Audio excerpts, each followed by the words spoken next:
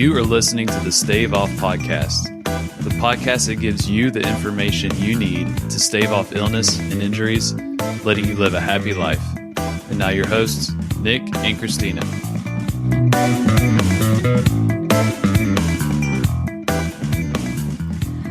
Hi, everyone, and welcome to the Stave Off Podcast. My name's Christina Novak. I'm a registered physiotherapist and one of the co-owners of Stave Off Physiotherapy and Exercise Facility. I am missing my partner in action again today. I've been away traveling for business, and so we've been kind of off sync with each other while he is manning the fort back at the clinic. First, I want to really apologize for us missing an episode last week. I was in Seattle, Washington for a really cool opportunity that I'll tell you guys about. But because of that, I tried to film while I was away, and I tried 2 or 3 times to record this podcast and to no avail. Super frustrating, and I really apologize, but we're definitely back on track and we're going to try to not make that ever happen again. I was actually in Seattle, Washington, filming some courses related to a lot of the content that we talk about for this podcast for a company in the States called MedBridge. MedBridge is an online education platform for different health professionals. So they have some stuff for physiotherapists, occupational therapists, speech and language, athletic therapists or athletic trainers, different things like that. And so it was really cool to be able to talk about a lot of the things that we hold really important at Stave Off and are part of the conversations that we have with this podcast. And it gave me the opportunity to talk to a lot of other, or potentially reach a lot of other healthcare professionals. So I'm really excited for that to come out. Okay, so for our podcast for today, I thought that we would talk about how to get through some of that arthritis pain. And I called this podcast, Don't Let the Pain of Arthritis Wear You Down. And if anyone knows me, I love a good pun, and so I couldn't resist making that the title for the podcast for today. The way that I want this podcast to run, we're going to talk a little bit first about some of the medications. I am not a doctor or a pharmacist, and so I'm just going to talk about some of the common medications that I see in my practice, and am not trying to counsel you on different types of medications. And so we're going to talk about the meds that a lot of people are on depending on the type of arthritis that they have, and then go through some of the short-term and long-term strategies, starting with some of the conservative management, finishing up with some of the surgeries that can happen for arthritis, and all of the things in between. If you remember from the first podcast that we did on arthritis, we have a couple of different types, over 30 to be exact, because arthritis, if you'll remember, is not necessarily a specific condition, but is usually represented by a symptom that's a breakdown of the joint. So that bone-on-bone arthritis that we talk about can be because of a bunch of different processes that are taking place. And so we actually have a lot of conditions underneath that arthritis umbrella. But the two that we're going to be talking about today, because they're definitely the most common, are osteoarthritis and rheumatoid arthritis. Osteoarthritis is that wear and tear that we have based on the things that we've done in our life, previous injuries, where we play sports or what we do for sport, where we work, what we do for work, and all of those things that can accumulate over a lifetime and lead to wear and tear of a lot of the joints. Common sites are the knees, the hips, the low back called DDD or degenerative disc disease, and now we're seeing a lot more in the hands and the feet. With osteoarthritis, the first medication that a person will probably be put on is some sort of painkiller. So usually they use non-steroidal anti-inflammatories, i.e. naproxen or ibuprofen. Some people are on specific medications like Arthrotec, which is supposed to be a painkiller that is kind of specific to arthritis pain. I've seen some people on Celebrex. And then some people actually prefer what's called a topical medication, which is kind of like the icy cold or the rub-on type of joint or pain medications. That's a lot sometimes. And then they'll kind of go up in terms of trying to manage the pain from arthritis from a medical perspective. It gets a little bit hairier and a little bit more complicated. Well, not complicated, just there's another layer to it. If you're diagnosed with rheumatoid arthritis, there's an overall inflammation within the body, and the arthritis pain is usually called an active joint. Those active joints are the ones with the redness and the swelling, some of the pain as well, obviously.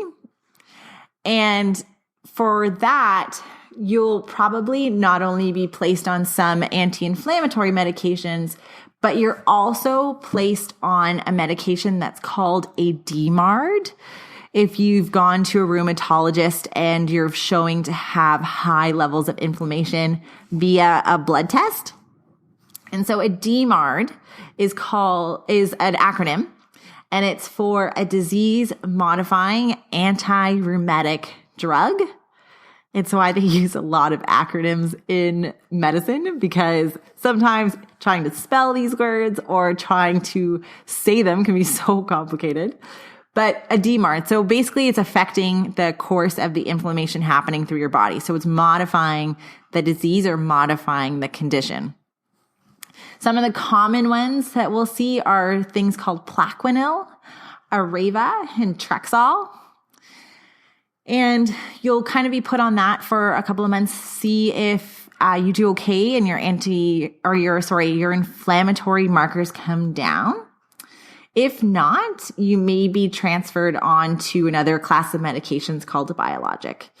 And so those are kind of some of the steps. Your doctor will talk about which medications are going to be most beneficial for you, and then which ones are, going to lower the amount of side effects, but increase the effectiveness for your body. And some people will respond to one medication, others will respond to another. And so I think that becomes some trial and error that you're going to have with your rheumatologist, or even just your family doctor, depending on who you're working with most closely. Okay, so that is the only thing that I'm going to talk about when it comes to medications, just to kind of give you an idea of what the most common ones are. Okay, so I'm a physiotherapist, so obviously I'm a huge believer in the benefit of physiotherapy for not only osteoarthritis, but rheumatoid arthritis as well.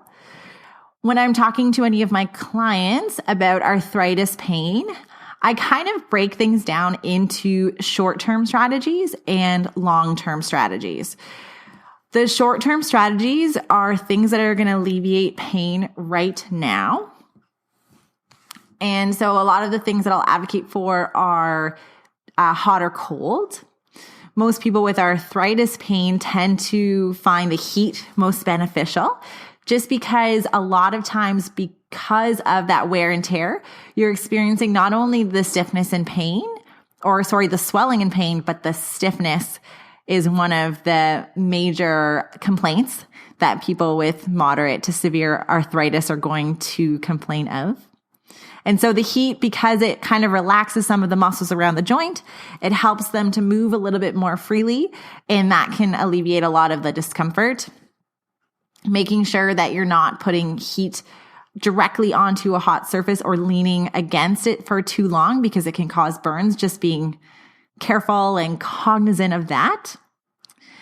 Other things, physical therapists or rehab specialists will use in the short term, especially if you're having a pretty intense flare-up, is some of the modalities that you'll hear of. So some people will use TENS or acupuncture.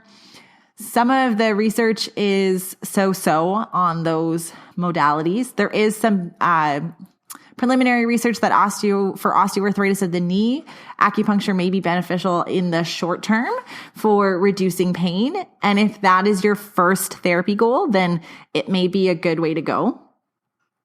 I am a huge believer in the power of exercise to help with arthritis pain in the short term and in the long term.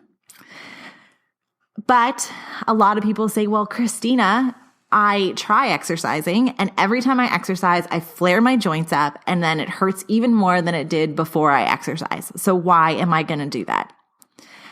And I say, touche, but there are a lot of different types of exercise that you can do with the proper guidance to make sure that you're not going into movements or positions that are going to flare up whatever joint you are currently experiencing arthritis in. And therefore, a lot of the work that we do, we have an arthritis specific class, is trying to strengthen the joints that are affected by arthritis, strengthen the entire body, and then give you a good workout that isn't going to flare up your joints. And we've seen a huge amount of success with that. We've had people who thought they were getting a joint replacement and all of a sudden they have no pain. I've had people be able to walk upstairs again because they were having to either climb up the stairs on all hands and knees or bum down the stairs. It's super common because if it hurts to press through your knee because you have pain from arthritis, you're going to find a different way. And so working on that strengthening will actually really help to support the joint, really release a lot of the pain, and it can be a really beneficial strategy. The thing about exercise is that it can work in the short term and particularly in the long term. Exercise will work, but you got to give it time. You're not going to strengthen a muscle within 1 or 2 sessions. So I like to tell people to give it 3 months. Give yourself 12 weeks, try it out, keep an open mind, work hard, challenge yourself within your abilities, and you'll really be amazed the amount of progress that you can make in 3 months, that you'll start to see that if nothing else, your body is getting stronger to prepare for a joint replacement surgery. And the stronger that you are before, the easier it's going to be to get back to what you were doing after. With physiotherapy, sometimes I'll have people coming in conjunction with seeing their doctors for either hyaluronic acid injections, and I always pronounce that name wrong, so I apologize if I'm saying it wrong, or cortisone injections. And these are 2 different types of medications. In the Canadian system, the hyaluronic acid injections actually aren't covered by our public healthcare system, so people are paying out of pocket. And to be honest, might just be my personal experience. I haven't seen a ton of positive benefits. That's not to say that everybody, like for some people it may work. I just haven't seen a ton of long-standing change with it. But talk to your doctor, see what they say. What that injection is, it's usually done in stages of 3. They say that it's going to take 4 to 6 weeks for you to notice a difference in the level of pain.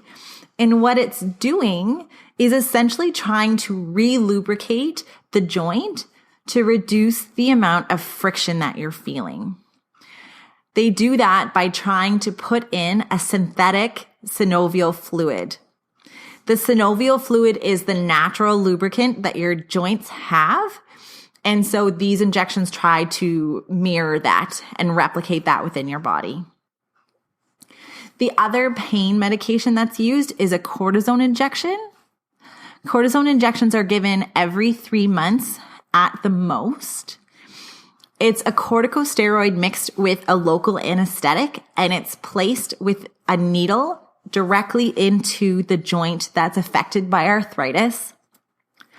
A lot of people, especially the first injection that they get, see a huge benefit. What I've seen to be the most successful combination is when people have gotten a cortisone injection, it brings their pain level down to something that's a little bit more manageable. And then we go in hardcore into an exercise program to strengthen up that knee. And that, with my physiotherapy experience, has had huge benefits because your pain is down. So we're able to move the joint, move whatever part of your body is affected, really strengthen, really teach you proper movement. And I've had people go back maybe a couple years later to get another injection as their arthritis progresses. So I've seen a huge amount of success with that. The reason why you're only allowed to get those cortisone injections every 3 months is because of the effect of the 2 medications that are within the injection. If you give it too often, it actually affects the part of the muscle that connects onto the bone and the bone itself. It can give you like a localized osteoporosis. So it actually is going to wear down the bone as well as the tendon. And your tendon is the way that your muscle connects to the bone. And losing strength, in those parts of your body is actually going to be detrimental to you. And that's one of the questions that I get a lot. Like, if this is really working, why can't I just get these more often? And that's the reason why. Okay, so we've talked about medications, the different type of pain medications that are often given. Physiotherapy, obviously, I'm a huge believer in the benefit, especially once we're able to really get you into a movement and exercise program. The other thing that I want to talk about, the third thing we talked about was cortisone injections and hyaluronic acid injections. Commonly, something like Synvisc is the name of the hyaluronic acid injection. Super common. The other thing that I want to talk about is healthy lifestyle factors. What we're starting to see with a lot of the research that's coming out from arthritis and, just different conditions that we see come up more often as we get older is that there's a baseline level of low-grade inflammation that occurs with a lot of these medications or a lot of these conditions, and arthritis is no exception. Even with osteoarthritis, where it's not a whole body inflammation, there are some studies to suggest that there is a low-grade inflammation response even with osteoarthritis. What that means is that there's certain aspects of our health that we can take care of to try and help with the pain. Research in this area is extremely new, but I think that this is going to be an area of growing interest because right now we have this phrase, exercise is medicine, but I think that we can also tack that on and say food can be medicine as well. Not to replace that with medications, but I think that they can work really well together to really try and give you the best pain lowering response. And so there's some preliminary information to talk about, anti-inflammatory supplements like omega-3s, how they can help people with rheumatoid arthritis to not only decrease their inflammation markers a little bit, but also help with pain. People who are eating a healthier diet, their pain threshold tends to be a little bit lower or pain threshold higher. So they're not feeling as much pain with that. The other thing is, if we're not sleeping, we have more fatigue, our pain levels go up, and we overall just don't feel well. And if you're having pain and you're having this arthritis pain and then it's affecting your sleep and all this kind of thing, it just kind of permeates into every aspect of your life. If you're having pain with movement, sometimes we don't move as much. And so weight gain can happen. Weight gain can feed into arthritis because we're maybe putting more wear and tear or more force through our joints because extra weight can put more force through, especially the joints in the lower body. And so they can kind of all feed into each other. And sometimes the most beneficial thing is just to try and tackle one thing. If you're a pretty good sleeper, but you tend to go to bed too late, even getting an extra 30 to 60 minutes of sleep can really affect your body's ability to recover because you recover at night. That restorative sleep, that deep sleep is so important when people are trying to recover from any injury. Making sure that we're drinking enough water, trying to eat healthily so that we kind of stave off some of that weight gain so that we don't have the same feeling of pressure on some of our joints from carrying around the extra weight. I have a lot of people who tell me, I've put on 5 to 10 pounds and I feel it in my joints. And therefore, starting a lot of these initiatives can really help to kind of mitigate some of that pain that you're feeling in those arthritic joints. All right, so what happens if you're at the end of your road? You've tried pain medications, you've tried physiotherapy, you eat relatively well, but it still hurts. You've tried cortisone and the Synvisc injections, and you're like, I'm at the end of my road. I can't do it anymore. That will be when your doctor will start talking about a joint replacement. Joint replacement surgeries are actually becoming relatively common, especially as our population is aging.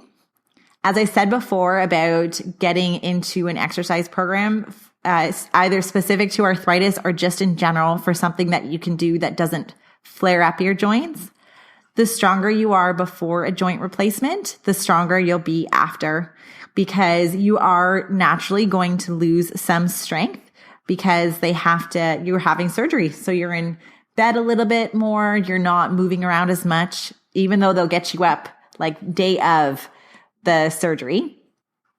You're still going to experience some of that kind of rebound weakness that you're going to have to get back. So the stronger you are, you can mitigate that. You can make that a little bit less. The decision to go into a joint replacement surgery can be a source of stress for some people. And it kind of is a mix of a couple of things. Your x-ray, obviously, whether it's your shoulder, your hip, your knee, those are kind of the most common joint replacement surgeries. They will talk about your quality of life, how you're doing, how the pain is affecting your day-to-day movement, your mood, your ability to do your job, if you're retired, your social life, if you're taking care of your grandkids, if, all of those things, it's going to ask about that. And then your doctor's going to give you a recommendation. And if he recommends the joint replacement surgery, then that might be something that you should consider. And it's a really personal choice. I've had some people really try and hold it off as long as they can. I've had some people who their pain is just so severe that it's affecting them every single day, and they go for the surgery a little bit sooner. And so that's kind of just a personal decision and something that you need to, talk with your family about, and because you're going to need a little bit of help, and then you'll go from there. All right. So that is kind of the way that I think about how we can let the arthritis pain not wear on us so much. So we talked about, just to recap, we talked about the pain medications, which tends to be some people's first line of defense, or the first thing that they go to. And it's going to be a little bit different from arthritis that's an osteoarthritis versus a rheumatoid arthritis. Then we talked about some of the physiotherapy options or the rehab options for you to get the pain down in the short term and then keep the pain down in the long term. We have the injections, the cortisone and hyaluronic acid injections that are commonly done to help with pain and movement through those joints. We have some of the healthy lifestyle factors. Are we eating well? Are we sleeping well? How's our stress? Have we managed our weight? Can we tackle any of that in an indirect way to affect our arthritis pain, bring that arthritis pain down? And then we finished off with, I'm at the end of my road, Christina. I can't do anything else. I need to talk about this joint replacement surgery.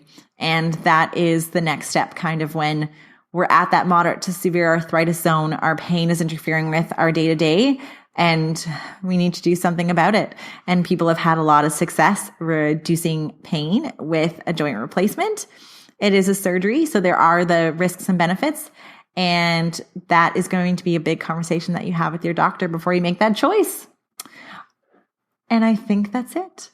I think we kind of went through all of the things that I wanted to. Thank you so much for sticking with me as we go through all the different types of ways we can manage arthritis pain.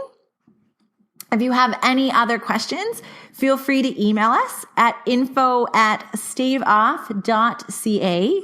If you haven't subscribed to the podcast, please do so. We're on iTunes. I'm going to put the links into our show notes. If you want to learn more about arthritis, we have a Conquer Arthritis guide on our website that has all of the resources, the videos, the blog articles that we've been putting up over the last year. Arthritis is kind of a big deal, and it's a big deal for our practice. And so we like to talk about it a lot, give you guys as much information to put you guys in the driver's seat of your healthcare. All right. Have a great week. I'm so sorry that we missed last week, but we promise we are going to be back every single Monday, and you can wait for it. All right. Have a great week, guys, and we'll see you next week. Hopefully my partner will be with me too. Bye.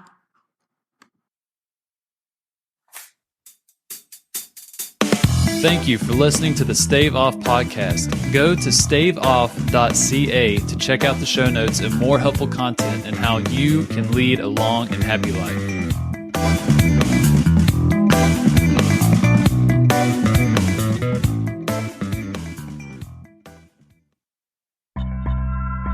This podcast is brought to you in partnership with the Senior Rehab Project at seniorrehabproject.com.